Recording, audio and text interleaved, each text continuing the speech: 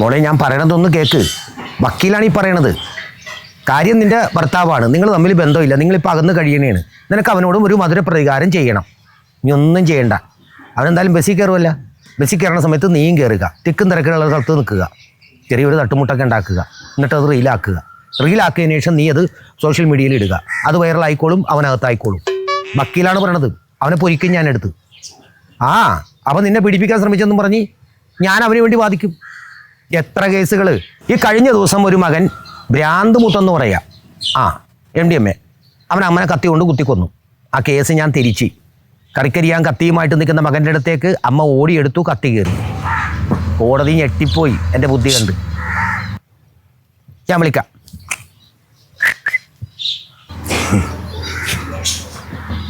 ആരാ?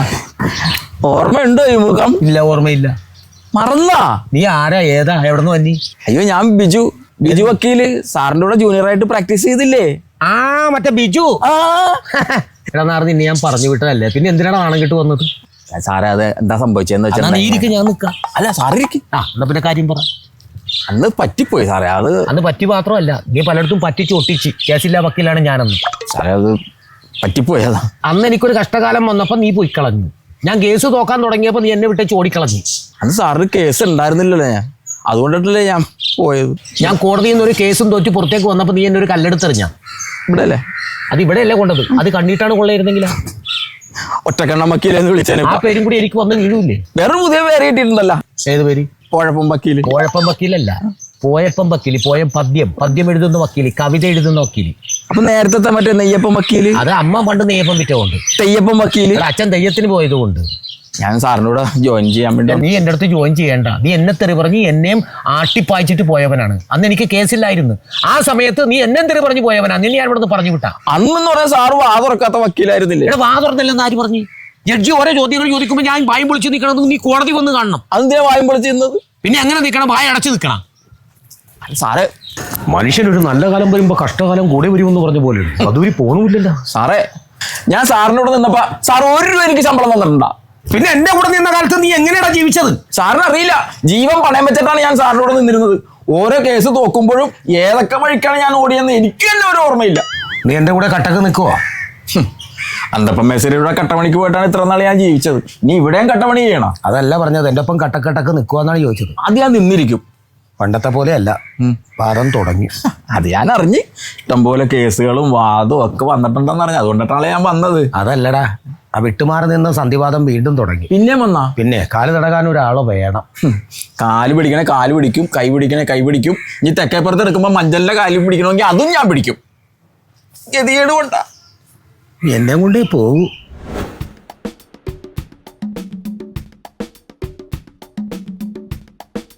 സാറേ, നാളത്തെ കേസ് ഏതാണ്? മകൻ അമ്മേനെ കുത്തിയൊരു കേസില്ലേ? 3 കുത്ത് കുത്തിയത്. 3 കുത്ത്. അതിന്റെ വാദം തുടങ്ങണേ നാളെ. അപ്പൊ നാളെ ഉറക്കൊഴിക്കേണ്ടി വരുമല്ലോ. ഉറക്കൊഴിച്ചിരുന്നൊന്നും പഠിക്കണ്ട സാറേ. ഉറക്കൊഴിച്ചിരുന്ന് പഠിക്കാണ്ട് പട്ടി പോകും. അന്നാ പിന്നെ കിടന്നുറങ്ങിക്കൂടെ? ആ ഉറക്കം നാളെ എനിക്ക് കോടതി കിടന്നുറങ്ങിക്കൂടെ? എന്റെ ക്ഷീണം മാറ്റിക്കൂടെ? സാറേ നമസ്കാരം. ഒരു കേസ് കേട്ടുണ്ടായിരുന്നു. കേസ് കേട്ടൊക്കെ ലോഡ്ജില്. ഇവിടെയാണോ സാറേ? അതല്ല, സാറിനോട് പേഴ്സണലി സംസാരിക്കാനാ. കേസായിട്ട് വന്നാ? സാക്ഷിയാണോ വാദിയാണോ പ്രതിയാണോ? ഇരിക്കും. പറയൂ സാറേ. ചെറിയൊരു കേസ് നമ്മുടെ അളിയൻ ചെറുതായിട്ടൊന്ന് മരിച്ചായിരുന്നു. ചെറുതായിട്ടോ? അല്ല, അളിയൻ മരിച്ചു പോയായിരുന്നു. എങ്ങനെ മരിച്ചു? കൊലപാതകമാണ്. ആരാ കൊന്നത്? ഞാനാ കൊന്നത്. എങ്ങനെയാണ് കൊന്നത് കാരണമെന്ന് വെച്ച് കഴിഞ്ഞാൽ വേറെ ഒന്നുമല്ല. ഞാൻ അളിയന്റെ പെങ്ങളാണല്ലോ കെട്ടിയിരിക്കണം. അപ്പൊ ഞാൻ പണിക്ക് പോകണില്ല. എല്ലാ ദിവസവും തന്നെ ഒരു ഇൻസൾട്ടും നമുക്ക് ഫീൽ ചെയ്യുന്ന രീതിയില്ലേ. പളിയൻ നിങ്ങളെ കളിയാക്കിയതിന്റെ പേരിൽ നിങ്ങൾക്ക് മനോവിഷമം ഉണ്ടായി, ഒരു ഫീലിങ്സ് ഉണ്ടായി. അപ്പൊ നിങ്ങൾ എന്ത് ചെയ്തു? അപ്പൊ ഞാൻ പനാമറത്ത് അടിച്ച് അപ്പൊ അളിയൻ മരിച്ചു. പരാമറത്ത് അടിച്ച് നിങ്ങൾ കടിക്കുമ്പോൾ അളിയൻ എങ്ങനെ മരിക്കും? അല്ല, ഞാനാണല്ലോ അടിച്ചത്. നിങ്ങൾ അടിക്കുമ്പോൾ നിങ്ങളല്ലേ മരിക്കേണ്ടത്? അത് വിഷമല്ലേ? പനാമറല്ല, നമ്മളെ മറ്റേ ഹാർബർ എടുത്തൊന്നും അടിക്കാൻ പറ്റില്ല. അടിച്ച സാറും പറ. അത് നമ്മൾ അടിക്കണം. മറ്റേ ഹാർബർ ഉണ്ടല്ലോ, മറ്റേ ഇത് അടിക്കണം. നിങ്ങൾ കാര്യത്തിലേക്ക് കിടക്കുമ്പോൾ നമ്മള് മറ്റേ ആണിയൊക്കെ അടിക്കണം. ഹാമർ എടുത്ത് അടിച്ചപ്പോൾ അളിയൻ മരിച്ചു. എന്തിനാ അടിച്ചത്? ഇൻസൾട്ടാണ്. അല്ല, എന്തിനാ നിങ്ങൾ അടിച്ചതെന്നാ ഞാൻ കൊണ്ട് അടിച്ച. അതല്ല, എത്ര അടിച്ചു? ഞാൻ 3 അടിച്ചു. അതല്ല ഞാൻ ചോദിച്ചു, എത്ര അടി അടിച്ചു നിങ്ങൾ? ഞാൻ 4 അടിച്ചു. സത്യം പറയട്ടെ, 4 അടിച്ചു. എന്താ അടിച്ചതെന്നാണ് ഞാൻ ഈ ചോദിക്കണത്. എന്തിനാ അടിച്ചത്? ജവാന അടിച്ചു. നിങ്ങൾ അടിക്കാതിരിക്കുക ചെയ്യട്ടെ. ഞാൻ അതല്ല ചോദിക്കണത്. നിങ്ങൾ എന്ത് കാരണം കൊണ്ടാണ് അളിയന്റെ തലക്കടിച്ചതെന്നാണ് ഞാൻ ചോദിക്കുന്നത്. അളിയനെ തല്ലിന്റെ കാരണം അളിയൻ നമ്മളെ ഭയങ്കരമായിട്ട് ഇൻസൾട്ട് ചെയ്യും, നാണം കെടുത്തിയ. ഞാനാണ് അങ്ങനെ പ്രത്യേകിച്ച് പണിക്കൊന്നും പോകാറില്ല. എന്താ പണിക്ക് പോകാത്ത? അതൊക്കെ വലിയ പണിയാണ്. അപ്പൊ നമ്മൾ പണിക്കൊന്നും പോകാതെ വീട്ടിൽ തന്നെ ഇരിക്കുമ്പോൾ ഇയാളെ എന്ന് വന്നാലും എന്റെ തലക്കിട്ടാണ്. എന്നെ നോക്കിയിട്ട് നിനക്ക് നാണം ഇല്ലടാ എന്റെ പെങ്ങളുടെ ചെലവിൽ കഴിയാ, അവള് വേലെടുത്തിട്ട് വേണോടാ നിനക്ക് ഇവിടെ കഴിയാ, നീ പട്ടി ഇരിക്കുന്ന പോലെ ഇവിടെ കാവിലിരുന്ന മതിയുടെ നാറി.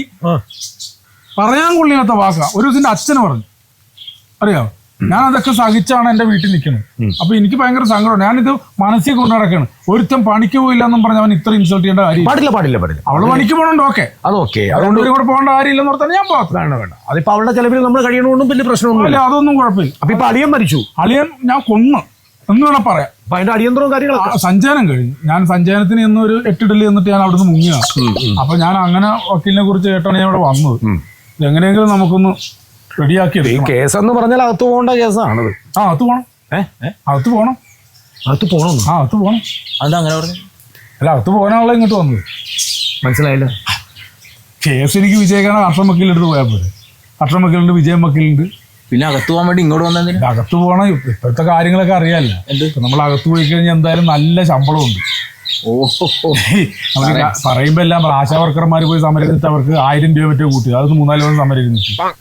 ഇത് ഒന്നും പറയാതെ ഒരു ഇതുമില്ല, 620 പൈസ കൂട്ടിയല്ല ഡെയിലി. അപ്പൊ ഇതിന് നമ്മൾ അകത്തിന്ന് സമരം കൂടെ ചെയ്ത് കഴിഞ്ഞാൽ ഇരട്ടിയാവില്ല വീണ്ടും. ഇത് വർഷാവർഷം ഇൻസെന്റീവ്, ഗ്രാറ്റുവിറ്റി പറയാൻ പറ്റില്ല. പിന്നെ ചികിത്സ എല്ലാം നമ്മളാണ് സത്യം പറഞ്ഞാൽ അതിൻ്റെ അകത്ത് പോയി കിടന്ന വാടക കൊടുക്കണ്ട, വെള്ളക്കര അടക്കണ്ട, കറണ്ട് ചാർജ് അടക്കണ്ട, food free, bathroom attached room, നമുക്ക് കാവൽ നിൽക്കാൻ ആൾക്കാർ. നമ്മൾ എന്തിനാ പേടിക്കണത്? അസുഖം വന്നാൽ ചികിത്സ വരെ ഫ്രീ ആണല്ല. അപ്പം ഞാൻ പറയണത് എനിക്ക് അകത്ത് പോകണം. എനിക്ക് അകത്ത് പോയിട്ട് കുറച്ചാൾ കിടന്ന് കുറച്ച് പൈസ ഉണ്ടാക്കിക്കൊണ്ട് നിന്റെ കടങ്ങളൊക്കെ വീട്ടിട്ട് പിന്നെ നമുക്ക് ആടെങ്കിലും കടം മേടിച്ച് ജീവിക്കാം. അല്ല സാറേ, മറ്റേ കേസ് ഉണ്ടല്ലോ. അപ്പൊ ഈ 620 നമുക്ക് കിട്ടൂലല്ലോ. 620 എന്ന് പറഞ്ഞാൽ ഇപ്പൊ ഇയാൾ ഉദ്ദേശിക്കണ പോലെ പണിയെടുക്കണ 620 ഇൻറ്റു 30 മാസം എന്ന് പറഞ്ഞ ഒരു 10-17,000 രൂപ, ഒരു 16,900 രൂപ കിട്ടും. അത് ടാക്സ് അടക്കാത്ത പൈസയാണ്. പക്ഷെ അത് അങ്ങനെ നിങ്ങളുടെ കയ്യിലേക്ക് കിട്ടൂല. 50% കുടുംബത്തേക്ക് ഇടും. 50% നിങ്ങളുടെ കുടുംബത്തിന് കൊടുക്കും. കാര്യം നിങ്ങൾ വീട്ടിലില്ലല്ലോ. 30% നിങ്ങളുടെ ഇരക്ക്, നിങ്ങൾ ആരെ കൊന്നു അവരുടെ കുടുംബത്തിന് കൊടുക്കും. ബാക്കിയുള്ള 25%, അതായത് 20% നിങ്ങൾക്ക് പുറത്തിറങ്ങുമ്പോൾ കിട്ടും. അത്രേ ഉള്ളൂ. അല്ല, എന്നാലും നഷ്ടമില്ല. നമുക്ക് നഷ്ടമില്ല. ഇപ്പൊ നമുക്ക് 50% കിട്ടും, വീട്ടിൽ കൊടുക്കുമല്ലോ. അപ്പൊ ഞാൻ എന്റെ ചെലവിൽ വീട്ടുകാർ കഴിയണം എന്നുള്ളൊരു പോസിബിലിറ്റി അവിടെ വരും. അതൊരു പോസിറ്റീവ് സംഭവമല്ലേ. പിന്നെ 20% ഇരക്കി, 30% ഇരക്കി കൊടുക്കുന്നത്. അപ്പൊ 30% ഇരക്കി കൊടുക്കുമ്പം ഞാൻ എന്റെ പാപവും തീരും. എന്റെ ഒരു ചാരിറ്റി പ്രവർത്തനം കൂടെ അല്ലേ. ഞാൻ അവരെ സഹായിച്ചു, ഒരു നല്ല മനുഷ്യനാണെന്നുള്ളൊരു പേരും പ്രശസ്തി എനിക്ക് കിട്ടും. പിന്നെ 20 ഉണ്ടല്ലോ, എന്നെ സംബന്ധിച്ചിടത്തോളം അത് മതി. നമ്മൾ കല്യാണത്തിന് പാവന കൊടുക്കണ്ട, മരണ വീട്ടിൽ പോകണ്ട, വണ്ടി കാശ് വേണ്ട, ഇതെല്ലാം സേഫായിട്ട് ഇവിടെ കിടക്കുമല്ലോ നമുക്ക്. അപ്പൊ അത് വെച്ച് നോക്കുമ്പോൾ 20 മതി. 10 വർഷം കിടന്നു കഴിഞ്ഞാൽ നമുക്ക് ഒക്കാമല്ലോ. നല്ലൊരു എമൗണ്ട് ആവുമല്ലോ സാറേ. അളിയന്റെ പോലത്തെ ഇനിയൊരു അവതാരം എന്റെ വീട്ടിൽ വരരുത്. അതുപോലുള്ള നാറുകൾ ഒന്നും എന്നെ അപമാനിക്കരുത്. മാക്സിമം ശിക്ഷ കിട്ടാൻ, അകത്ത് പോരാൻ ആഗ്രഹമെങ്കിൽ മാക്സിമം ശിക്ഷ കിട്ടാനുള്ള പ്രശ്നം ഞാൻ ഉണ്ടാക്കി തരാം. ഞാൻ പറയണത് ഇപ്പം മാക്സിമം എത്ര കിട്ടും? ഏറ്റവും കൂടിയത് ഒരു 14 വരെ കിട്ടും. സാറേ, ഈ 14 വർഷം എന്ന് പറയുന്നത് അത്ര വലിയ സാമ്പത്തികം ഉണ്ടാക്കാൻ പറ്റിയൊരു വർഷം അല്ല അത്. ഞാൻ പറഞ്ഞത് നമുക്ക് ശിക്ഷാകാലാവധി ഒരു ഇരട്ടിയാക്കാൻ 28 വർഷമൊക്കെ ആക്കാൻ പറ്റുമോ? 28 ആകണമെന്നുണ്ടെങ്കിൽ ചായ ഇറങ്ങണേൻ്റെ തലേദിവസം എന്തെങ്കിലും ഒരു ക്രൂര പരിപാടി ചെയ്തിട്ട് നേരെ ജയിലിൽ കാണണം. അത് കുഴപ്പമില്ല, അതൊക്കെ ചെയ്യാവുന്നേ ഉള്ളൂ. നമുക്ക് ഞാനും വേണ്ട ജയിൽ സൂപ്രണ്ടിന്റെ തലക്കെട്ടടിക്കാം മതി. ഫുഡ് തന്നെ പ്ലേറ്റ് ഇല്ലേ, അതുകൊണ്ട് വരുമ്പോഴത്തേക്ക് ഒറ്റ അടിയാൻ തലക്കെട്ടിട്ട് തല പൊളന്നാ പോരെ. ചാകരുത്. അപ്പൊ 28 വർഷം കിട്ടുമല്ലോ. അപ്പൊ അവിടെ തന്നെ കിടക്കാമല്ലോ. അപ്പൊ നമുക്കൊരു ഫണ്ട് കിട്ടും. അതാണ് എന്തായാലും കിട്ടാതിരുന്ന് ഒരു ഇടവേളയ്ക്ക് ശേഷം ഞാൻ വീണ്ടും ഇറങ്ങാൻ പോവുകയാണ്. നല്ലൊരു കേസാണ് എനിക്ക് കിട്ടിയിരിക്കുന്നത്. മാക്സിമം ഞാൻ പോകാൻ വേണ്ടി ഞാൻ പരിശ്രമിക്കും. അതിന് നല്ലൊരു ശിക്ഷ ഞാൻ വാങ്ങിത്തരും, ഉറപ്പ്. അല്ല, അങ്ങനെ പറയരുത് സാർ. ഏറ്റെടുത്തിരിക്കുന്നു. ഇതൊരു ഉറപ്പ് തന്നെ. അതാണ് ഏറ്റെടുത്തെന്ന് പറഞ്ഞാൽ തോറ്റിരിക്കണം എന്നാണ് അർത്ഥം. ആണോ? അത് മതി. ഓക്കെ സാറേ, കാണാം. നമുക്ക് കുറേ നാളെ കോടതിയിലേക്ക് പോയിട്ട്. കോടതിയിലേക്ക് പോകാനുള്ള വഴിയൊക്കെ അറിയാമല്ലോ. എങ്ങനെ? കോടതിയിലേക്ക് പോകാനുള്ള വഴിയൊക്കെ അറിയാമല്ലോ. അത് നമുക്ക് ആരോടെങ്കിലും ചോദിക്കാം സാറേ. സാറേ, ഞാനേ ഒരു കാര്യം ആലോചിക്കണമായിരുന്നു. നമ്മൾ ഈ കുഞ്ഞുങ്ങൾക്ക് ആദ്യാക്ഷരം പഠിപ്പിച്ചു കൊടുക്കണ അംഗനവാടി ടീച്ചർമാരില്ലേ, അവരുടെ ഒരു ദിവസത്തെ കൂലി 260 രൂപ. പിന്നെ ഈ പാടവും പറമ്പും ഒക്കെ വൃത്തിയാക്കി കിടക്കണ തൊഴിലുറപ്പ് പെണ്ണുങ്ങളില്ലേ, അവർക്ക് 369 രൂപ. 3 ഇരട്ടി, 6 ഇരട്ടി, 9. ഉഗ്രൻ നമ്പറാണ് ഒരു ദിവസത്തെ കൂലി. ഈ കൊള്ളയും കൊലയും ചതിയും പിടിച്ചുപറിയും ഒക്കെ ചെയ്യണവന് ഒരു ദിവസം എത്ര? 620 രൂപ. എന്ത് ന്യായം സാറേ? ഇവിടെ പണ്ടത്തെ പോലെ ആപ്പവപ്പുകളൊന്നും അല്ല ജയിലിൽ കിടക്കണത്. ഒക്കെ നല്ല ടോപ്പ് ടീമാണ്. ഇപ്പൊ തന്ത്രി വന്ന്, ഇനിയിപ്പോ മന്ത്രി വരാൻ പോണ്, ഇനി VIP വരാൻ പോണ്, സെലിബ്രിറ്റികൾ വരാൻ പോണ്. അപ്പൊ അങ്ങനെയുള്ളവരൊക്കെ വരുമ്പോ അവരെ നമുക്ക് കിടത്താനോ ഇരുത്താനോ ഒക്കെ പറ്റുന്ന ഒരു നല്ല സ്ഥലം വേണ്ടേ? അതിന്റെ ഒരു മുൻകരുതലായിട്ടാണ് ഈ പൈസ കൂട്ടിയിട്ടേക്കണത്. ഇനിയിപ്പോ ഇത് പെൻഷൻ പാസ്സാവൂലെന്ന് ആര് കണ്ട്, ഇത് ബാറ് വരൂലെന്ന് ആര് കണ്ട്? കാലം പോയ പോക്കേ. കാലൻ എങ്ങോട്ടാ പോയെന്നാണ് ഞാൻ ഈ ആലോചിക്കണത്. അല്ല, നീ പറഞ്ഞില്ല കാലം പോയ പോക്കൊന്നും. കാലൻ ഉണ്ടായിരുന്നെങ്കിൽ ഇത്രയും കേസ് നമുക്ക് വാദിക്കേണ്ടി വരുമായിരുന്ന. ഈ കേസ് സാറ് പൊരിക്കൂലേ? ഈ കേസ് ഞാൻ കോടതിയിൽ പൊരിച്ചിരിക്കും. പൊരിക്കണം, പക്ഷെ കോടതിയിലല്ല, അടുക്കളയിൽ നല്ല ഉപ്പും മുളകും ഇട്ട് പെരട്ടിയിട്ട് മീനെടുത്ത് ഫ്രിഡ്ജിൽ വെച്ചിട്ടുണ്ട്. അതിപ്പോ സെറ്റ് ആയിക്കണം, എടുത്ത് പൊരിക്കും. അപ്പൊ നീ എവിടെ പോണു? ഞാൻ ബ്ലൗസിന് ഒരു സാരി മേടിക്കാം. അപ്പൊ നീ നേരത്തെ പോയതാ? അത് സാരിക്ക് ഒരു ബ്ലൗസ് എടുക്കാൻ പോതാ, പക്ഷെ മേടിച്ചോണ്ട് വന്നപ്പോൾ അത് തമ്മിൽ അങ്ങോട്ട് മാച്ച് ആവണില്ല. ഇനിയിപ്പോ ആ ബ്ലൗസിന് ഒരു പുതിയ സാരി മേടിക്കാം. നിങ്ങൾ വല്ലണ്ടോ? ഓ സാറേ, എടാ ഇവളുടെ കൂടെ പോകാൻ കൊള്ളൂല്ലടാ. ഒറ്റ കടയിൽ കയറി ഇവള് സാധനം എടുക്കൂല. ഒരു 15, 20, 25 കടയിൽ കയറും. കഴിഞ്ഞ ദിവസം ഒരു പാവാട എടുക്കാൻ പോയിട്ട് 36ാമത്തെ കടയിൽ നിന്നാണ് ഇവളെ എടുത്തത്. അതെ, നമ്മൾ കസ്റ്റമേഴ്സ് അവിടെ ചെല്ലുമ്പോൾ നമുക്ക് വേണ്ട സാധനങ്ങൾ നിരത്തി ഇടുക എന്നുള്ളതാണ് അവിടെ നിൽക്കുന്ന സെയിൽസ്മാൻ്റെ സെയിൽസ് ഗേളിന്റെ ഡ്യൂട്ടി. അത് അവർ ചെയ്യണം. അത്രമാത്രം നിരത്തിയിട്ട് കൊടുക്കുമ്പോൾ കൂടെ വന്ന ഭർത്താവിന്റെ ചമ്മിയ മുഖം ഉണ്ടല്ലോ, അത് നീ കാണുന്നില്ല. ഞാനല്ലേ കാശ് കൊടുക്കണത്, പിന്നെന്താ? ഇപ്പോഴല്ലേ ഈ തുണിക്കടയൊക്കെ ഉണ്ടായത്, ഈ വസ്ത്ര വ്യാപാരമൊക്കെ ഉണ്ടായത്, ജൗളിക്കട ഉണ്ടായത്. പണ്ട് ഇതൊന്നും ഇല്ലായിരുന്നു. ആ കാലഘട്ടത്തിൽ 2 പേര് ജീവിച്ചിരുന്നു, ആദം ഔവ. എനിക്കറിയാം. അതിന് ഔവക്ക എനിക്ക് അറിയാം. നിനക്ക് എന്തറിയാം? അന്ന് ഈ ഔവക്ക് നാണം മറക്കാൻ വേണ്ടി ആദം എന്താ ചെയ്തിരുന്നു അറിയോ? മരത്തെ കയറും, പച്ചിലകൾ പറിച്ചുകൊണ്ട് വരും. അതുണ്ടാക്കുന്ന ഈ നാണം മറക്കാനുള്ള സംഭവം കൊണ്ടാണ് ഇവിടെയൊക്കെ ഔവ മറച്ചിരുന്നത്. നിങ്ങളൊരു കാര്യം മനസ്സിലാക്കണം. ഈ ഔവയ്ക്ക് നാണം മറയ്ക്കാൻ വേണ്ടി ആ ആദം എന്തോരം മരത്തെ കയറി ഇറങ്ങി നടന്നു കാണും. അപ്പൊ ആ ആദത്തിന്റെ കഷ്ടപ്പാട് നിങ്ങൾ മനസ്സിലാക്കണം കേട്ടാ. അല്ല പിന്നെ ചേട്ടൻ പൊരിക്കുമെന്ന് പറഞ്ഞിട്ട് ചേച്ചി നല്ല പൊരിച്ചിട്ട് പോണം. ഇല്ല, അവള് പൊരിച്ചിട്ടില്ല. എന്നെ പറഞ്ഞു ഏൽപ്പിക്കണേ, ഞാൻ പൊരിക്കണം. ഇരുന്നോളൂ. എന്താ നിങ്ങളുടെ പ്രശ്നം? എന്താ പറ, ആരെങ്കിലും ഒരാൾ പറ. സാറേ, എൻ്റെ പേര് ധനേഷ്. പറയും. ഞാൻ 5-8 കൊല്ലമായിട്ട് ഗൾഫിലായിരുന്നേ. നല്ല കാര്യം. അപ്പൊ പച്ചപിടിക്കുമെന്നും പറഞ്ഞാണ് എന്നെ വീട്ടിൽ നിന്ന് ഉന്തിത്തള്ളി വിട്ടത്. പക്ഷെ വായിലും പൂപ്പലും പിടിച്ച്. അത് പിടിച്ചതുമില്ല, പട്ടിണിയും പരിപോട്ടവും. ആട് ജീവിതത്തിനേക്കാളും കഷ്ടം. ബാഡ് ജീവിതമായിരുന്നു. കഴിക്കാനാണെങ്കിൽ ഭക്ഷണവും ഇല്ല, കുടിക്കാൻ വെള്ളവും ഇല്ല. ഏറ്റവും അവസാനം മതിയായിട്ടാണ് ഞാൻ നാട്ടിലേക്ക് തിരിച്ചു വന്നത്. ആ സമയത്താണ് ഞാൻ ന്യൂസ് കാണുന്നത്. എന്തുകൊണ്ട്? നാട്ടിൽ ജയിലിലാണെങ്കിൽ 629 രൂപ ഡെയിലി കിട്ടിയല്ലേ. അത് എല്ലാവർക്കും കിട്ടൂല്ലോ. അതുപോലത്തെ ക്രൈം ചെയ്ത് അങ്ങനെ അവിടെ ചെന്നാൽ മാത്രമേ അത്രയും പൈസ കിട്ടുള്ളൂ. അതിനാണ് ഞാൻ ഇപ്പൊ സാറിനെ കാണാൻ വേണ്ടി വന്നത്. മാത്രല്ല, ഞാൻ ഗൾഫിൽ നിന്ന് വെക്കേഷൻ വരുമ്പോ ഉണ്ടല്ലോ, എന്റെ വീട്ടുകാര്, നാട്ടുകാര്, കൂട്ടുകാര് കുപ്പിയില്ല, പെർഫ്യൂം ഇല്ല, മിഠായില്ല, ഈ ചോദ്യം തന്നെയാണ്. ഞാൻ കൊടുത്ത് ഞാൻ ഏറ്റവും അവസാനം മടുത്തു. ഇതാകുമ്പോ കാശും കിട്ടും, ഒരു 4-5 കൊല്ലം ജയിലിൽ കിടന്നു കഴിഞ്ഞു കഴിഞ്ഞാൽ തിരിച്ചു പോകുമ്പോൾ അത്യാവശ്യം നല്ലൊരു എമൗണ്ടും കിട്ടും. ഇപ്പൊ ഗൾഫിൽ നിന്നൊക്കെ ആകുമ്പോ എന്നാണ് വരുന്നത് പോകണമെന്നൊക്കെ ചോദിക്കും. അപ്പൊ അതിനനുസരിച്ച് ആഗ്രഹങ്ങളും നല്ലതാണ്, പക്ഷെ അതിനനുസരിച്ച് നിഗ്രഹങ്ങളും ചെയ്യണം, കുറ്റകൃത്യങ്ങൾ ചെയ്യണം. സാർ എന്ത് ചെയ്യണമെന്ന് പറഞ്ഞാൽ മതി, അതുപോലെ നമ്മൾ ചെയ്തിരിക്കും. ഓക്കെ, തന്റെ പ്രശ്നം എന്താ? സാറേ, എനിക്കും അതുപോലെ പ്രശ്നം. എങ്ങനെയെങ്കിലും അകത്ത് പോകണം സാറേ. ഞാനൊരു 10-18 വർഷമായിട്ട് ഒരു സെക്യൂരിറ്റി ജീവനക്കാരാണ് സാറേ. എൻ്റെ പൊന്നു സാറേ, ഈ വില കൂടിയ വണ്ടിയെ വന്ന് വലിയ കോട്ടും സോട്ടും ഇട്ട് വരുന്ന ആൾക്കാരില്ലേ, അവരുടെ വായെന്ന് വരുന്ന കേൾക്കണം സാറേ.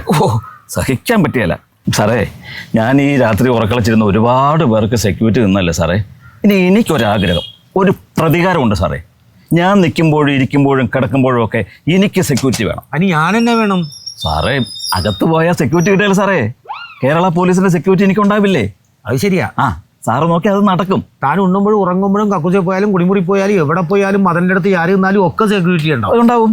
പിന്നെ എനിക്ക് വേറൊരു കുഴപ്പം കൂടെ ഉണ്ട് സാറേ. ഞാൻ ഇച്ചിരി കഥകളൊക്കെ എഴുതും. അപ്പൊ കഥയില്ലാത്ത ആളല്ല? അല്ലല്ല, നല്ല കഥയുള്ള ആളാ സാറേ. ഞാൻ ഈ ചെറിയ ഗാബിനകത്തിരുന്ന് ഇങ്ങനെ ചിന്തിച്ച് കൂട്ടി കഥകൾ വരുമ്പോഴല്ലേ സാറേ, ഞാൻ എഴുതാനായിട്ട് അങ്ങ് തുടങ്ങയല്ലേ, അപ്പോഴത്തേക്ക് ഓണടി കേൾക്കും. അപ്പൊ എന്റെ ഭാവനയെല്ലാം പറന്നു പോകും സാറേ. പിന്നെ നമുക്ക് ഒന്നും കിട്ടത്തില്ല, പൂർത്തീകരിക്കാൻ പറ്റില്ല. ഇതിനകത്താണെങ്കിൽ സ്വസ്ഥമായിട്ട് മലന്ന് കിടന്ന് ചിന്തിക്കാം, സുഖമായിട്ട് കഥകൾ എഴുതാം. പിന്നെ വലിയ വലിയ ആൾക്കാരല്ലേ സാറേ, അവരുടെ കഥകളൊക്കെ കേൾക്കാം, അവരുമായിട്ട് കമ്പനി കൂടാം, അവരുമായിട്ട് തോളെ കൈയിട്ട് നടക്കാം. പിന്നെ നമുക്ക് സെക്യൂരിറ്റി ഉണ്ടല്ലോ സാറേ. സാറ് വിചാരിച്ചാൽ അത് നടക്കും സാറേ. ഞാനിവിടെ പല വക്കീൽ ഓഫീസിലും കയറി ഇറങ്ങി. അപ്പോൾ എല്ലാവരും പറയുന്നത് എന്നാണെന്നറിയാവോ? സാറ് വിചാരിച്ചാൽ സുഖമായിട്ട് അകത്ത് കിടക്കാമെന്നാണ് പറയുന്നത്. പറഞ്ഞതാ. എന്തായാലും തന്റെ ധ്യാനവും ഏകാഗ്രതയും ഭാവനയും എഴുത്തും എല്ലാം നടക്കണമെങ്കിൽ ഇതുപോലുള്ള സ്ഥലവും പറ്റുള്ളൂ. അതെ. പിന്നെ ഒരു തൊഴിലും ആവും. അതെ. ഇതുവരെ പണിയെടുത്ത് ജീവിക്കാത്തവർക്ക് പണിയെടുക്കാനുള്ള ഒരു അവസരവും ആവും. അതെ. ശമ്പളവും കിട്ടും. കിട്ടും. എന്നാലും ഇങ്ങനെ ആഗ്രഹങ്ങൾ മാത്രം പോരാ, അതിനനുസരിച്ച് കുറ്റകൃത്യം ചെയ്യണം. ചെയ്യാം സാറേ. എന്നാലും ഈ സുവർണാവസരം നിങ്ങൾക്ക് വിനിയോഗിക്കാൻ പറ്റുള്ളൂ. ഞാൻ രണ്ടും കൽപ്പിച്ചു. സാർ എന്ത് പറഞ്ഞാൽ അത് ചെയ്യും. സാറ് പറഞ്ഞാൽ മതി. നാളെ ഓഫീസിൽ വന്ന് എന്നെ ഒന്ന് കാണും.